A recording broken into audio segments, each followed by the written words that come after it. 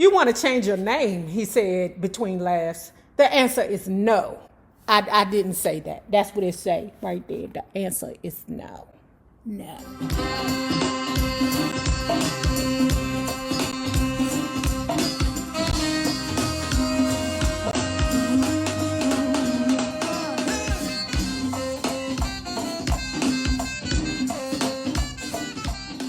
Look, I'm going to apologize in advance.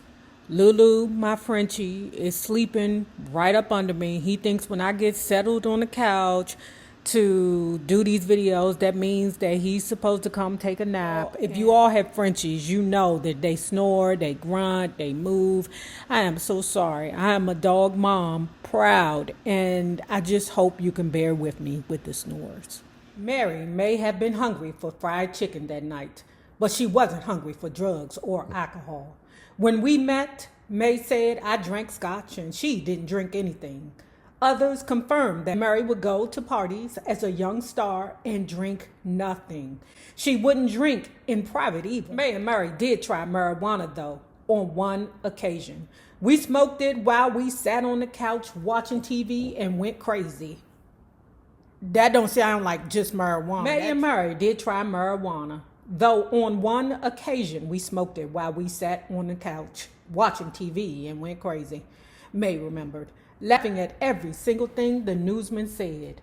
We were eating so much, our stomachs were hurting. It was funny and scary. It got so scary, in fact, that they flushed the remaining weed down the toilet. Even then, however, Mary smoked 2 packs of cigarettes a day. While describing her early days at Motown, Wells once remarked, "We were kids trying to act like adults. I'd smoke a cigarette and try to fit in." Mary continued to smoke 2 packs a day until the last 2 years of her life. Stephen Cohen, her manager in later years, remembered that during meetings with Mary, the room would fill with smoke and smoke would pour out of the door when we opened it. Friendly Womack Jr., her future brother-in-law, remembered, "I used to tell her she was a singer and shouldn't be smoking, but she'd laugh and smoke cigarette after cigarette." Her next record, which was a bigger hit, made Motown executives confident they were pointing her in the right direction.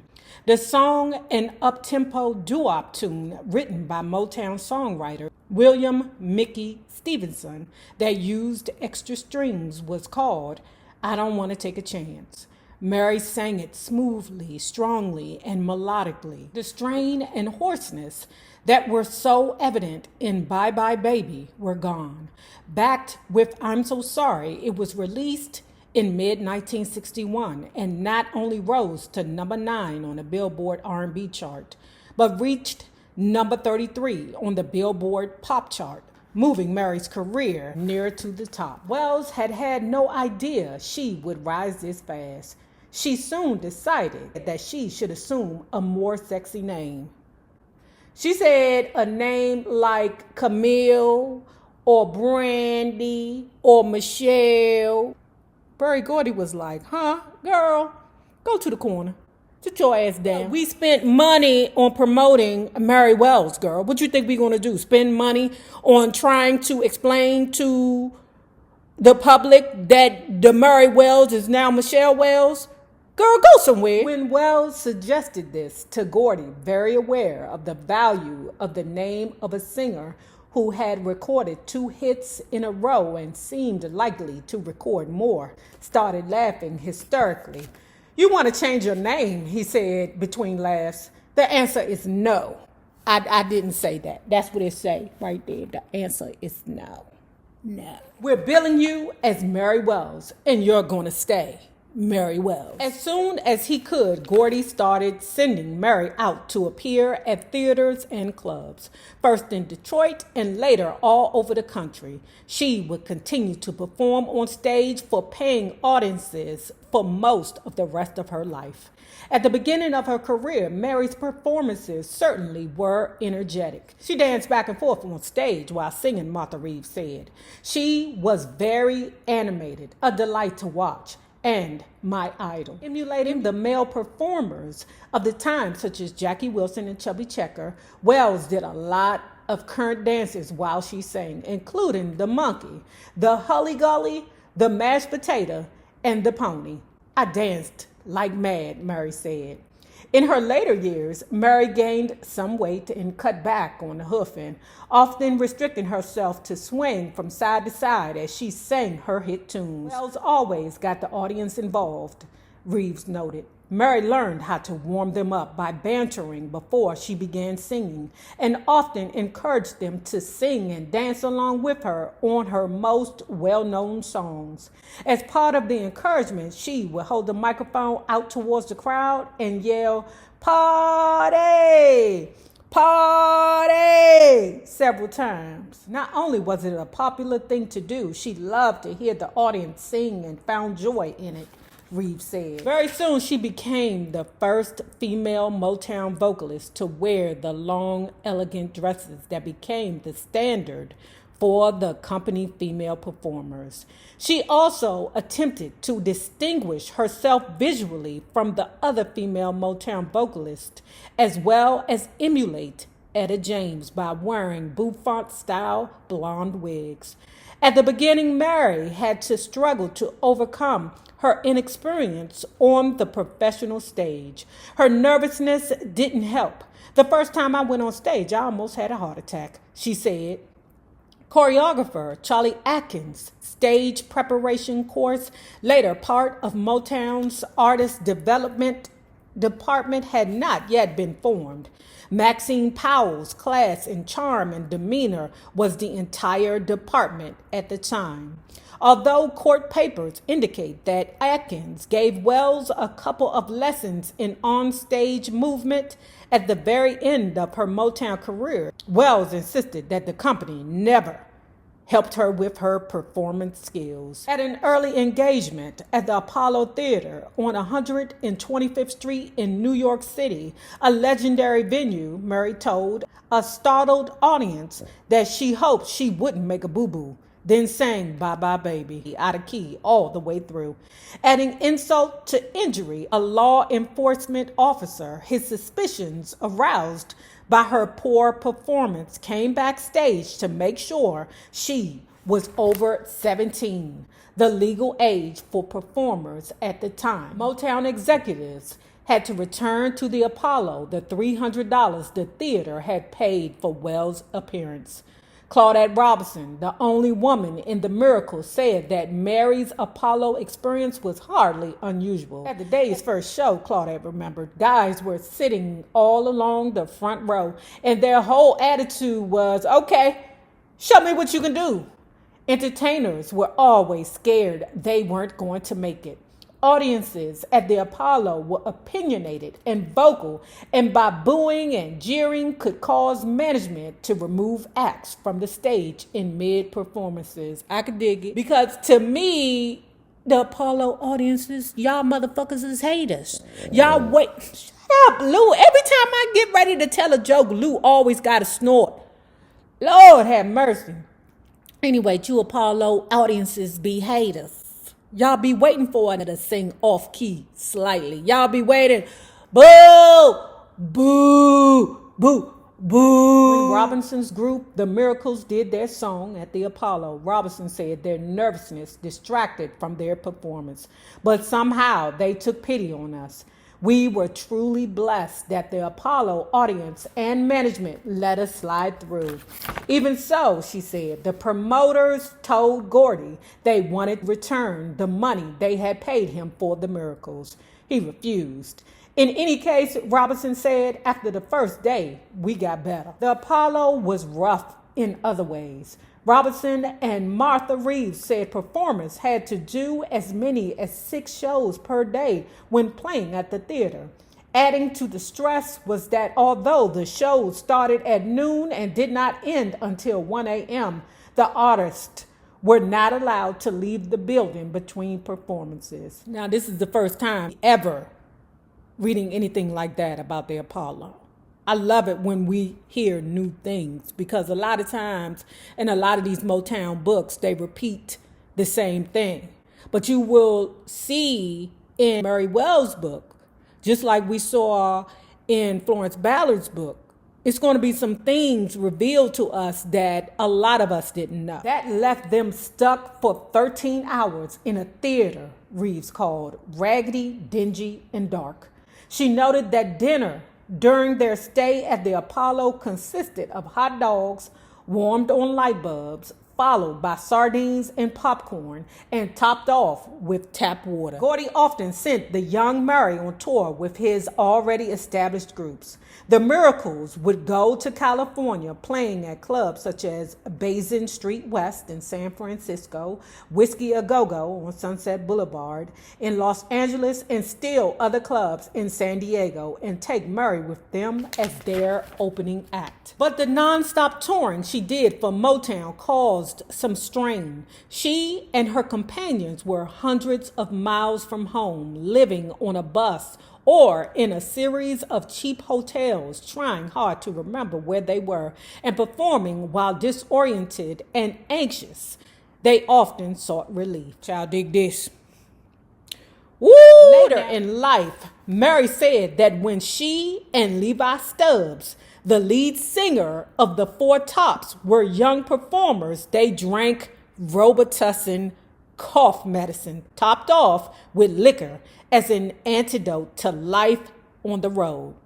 On one occasion, Mary remembered she overdid this a bit and felt like crawling out on stage when it was her time to perform. We done heard several times from several different sources that them Four Tops like to get busy with the Robitussin. Now, we read Duke Fakur's book, Dookie ass.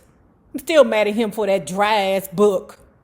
But we done heard several times that the Four Tops was into the cough medicine. Now, Dookie only talked about him and his addictions, which would be the booger sugar. When we read in Tony Turner's book that him and, I want to say, David Ruffin was standing outside looking at the Four Tops load in boxes of cough medicine, Tony Turner was like, why all the boxes?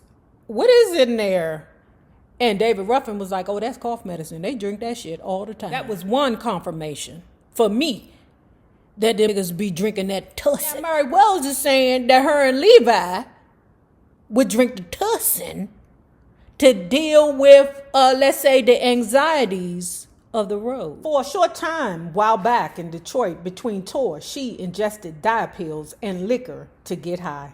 The resulting panic attacks were intense, and Mary decided enough was enough. Throughout the rest of her early career, she abstained from both drinking and drugging. She wanted a girl's drink every now and then, but that's all, Mae James Heller said. In any case, something other than drugs, liquor, and music was soon occupying her mind. She had acquired a boyfriend, Herman Griffin, who conducted her backup band while she sang. Griffin had cut a notch into music history in 1958 when Berry Gordy, who had not yet founded Motown, wrote and produced Griffin's song, I Need You. It was the first song to be published by Gordy's Jobet Music Publishing Company. Gordy had named the company after his three children, Hazel Joy, Barry the Fourth, and Terry Gordy. Gordy and the woman who would become his second wife, Raynoma Lyles, that would be the Sugar Ray, dubbed themselves the Rayburn Voices and sang background for Griffin while he sang lead. The disc itself was released on the HOB label, the initials of the House of Beauty hair salon Lyles frequented. Did she talk about that in her book? I don't think so. But anyway, I love it when a book acknowledges Sugar Ray because, you know, most times they just act like the bitch was never there. In her taped interview with Steven Bergsman, Mary said she saw Herman as a big nightclub singer who had the fancy car and the great clothes and the finesse of an artist. She even scouted out his family home. I went over to see his father's house. He had a pretty nice home and was a real nice man. I thought it would be a great family to be a part of. Griffin certainly knew how to attract attention. Author and record producer Randy McNutt, in his book Guitar Towns, described Griffin as a short, wiry man who, despite his diminutive size, spoke in a surprisingly deep voice, probably because he smoked so much. McNutt said Griffin arrived at a recording session with two women draped in fur boas carrying a portable TV and a bottle of gin. When I asked what the TV was for, he replied, "Dig, my man, the World Series is on tonight." McNutt said Griffin looked 10 years older than his 24 years. And Catherine Anderson Schaffner, a former Marvelette, while describing Griffin as a nice guy, said that he looked too old for Mary and acted like he was much older. He was only 5 years older than Mary, but Schaffner may have been unfamiliar with his stage acrobats. In any case, Griffin had another sort of appeal in Wells' eyes. Motown had sent him on the road with her as her valet, driver, and protector. As Curtis Womack said years later, Mary tended to get attached to someone who was taking care of her like that. Pause. Let me say something. Okay? I'm trying to do less talking for you bitches that be complaining all the time, but let me say something. Children that have watched their mothers be abused seek out men that can protect them. She did get attached, and she married Griffin on June 23rd, 1961, when she was 18. Under Michigan law, she had to get permission from her mother before marrying and did so. She failed to ask for permission from her daddy, Barry the Gordy. You can't do nothing without asking Barry the Gordy. However, and Gordy was not pleased. When Gordy had sent Griffin to travel with Mary, he had told Griffin, "Don't you even think of getting into that, having sex with Mary." So when Wells and Griffin turned up at Motown married, Gordy and his executives were furious. It's a lot of men who were associated with Motown who were pimps. There are a lot of situations where you have male manager / husbands and their wives who are the singers who used to be pimps. Remember when we did the Rick James book, Glow? He was introduced to pimping by two men that were working for Motown who explained to him that how they supplement their income while there's no money coming in was pimping. And that was normal for Motown. But Rick James couldn't do it. He tried it, but it ain't work because he ain't want to be smacking. And this guy right here, what's his name? Griffin. He's also a pimp. Let me reread this for you. Once McNutt said Griffin arrived at a recording session with two women draped in fur boas carrying a portable TV and a bottle of gin. What is he doing if he ain't pimping? Why he come to the studio with two bitches in fur boas if he ain't pimping?